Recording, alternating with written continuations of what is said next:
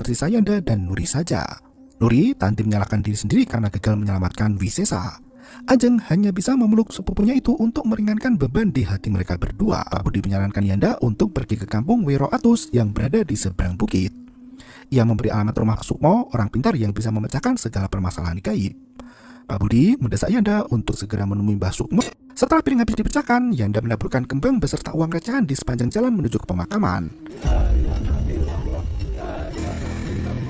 Sesampainya di kuburan, Pak Suyoso sudah bersiap untuk menurunkan jenazah ke dalam liang lahat. Setelah keranda dibuka, payung siap mendudukan bagian kepala.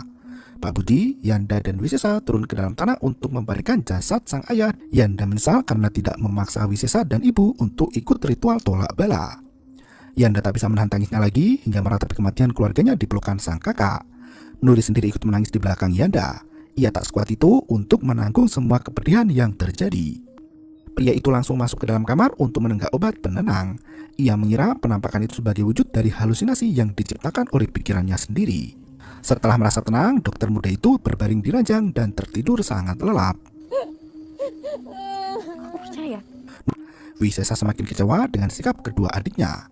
Ia menegaskan jika kematian dan usia sudah menjadi hak prerogatif Allah yang tidak bisa diubah oleh siapapun juga. Nuri kembali menengahi setelah melihat adiknya menangis terseduh-seduh. Nuri meminta mereka berdua untuk berhenti bertengkar. Nuri tanti menyalahkan diri sendiri karena gagal menyelamatkan. Ajeng hanya bisa memeluk sepupunya itu untuk meringankan beban di hati mereka berdua. Hari berikutnya, Nuri dan Yanda masih belum bisa merelakan kematian keluarga mereka.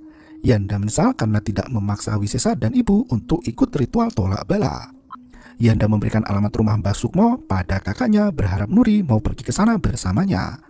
Nuri takut karena Wisesa tidak akan mengizinkan mereka pergi dan tidak akan mengikuti segala ritual yang berbau mistis. Yanda merencanakan untuk pergi secara diam-diam dan meminta Nuri untuk ikut serta. Tepat jam 12 malam, foto keluarga di atas meja jatuh dengan sendirinya. Nuri yang tak bisa tidur langsung terkejut melihat kejadian itu. Ia mengambil foto masa kecilnya dulu bersama keluarga tercinta di mana sang ayah masih berada di antara mereka. Dan sebelum hari semakin gelap, plafon bekas kipas angin itu berubah menjadi merah dan meneteskan cairan darah. Di waktu yang sama, Yanda dan Nuri baru sampai di rumah Mbah Sukmo yang berada di tengah hutan perbukitan.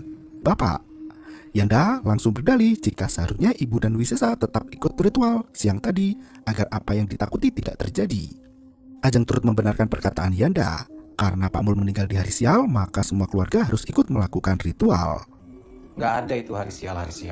Nuri mencari benda aneh di bawah ranjang dan benar saja menemukan bul seperti di kamar Yanda.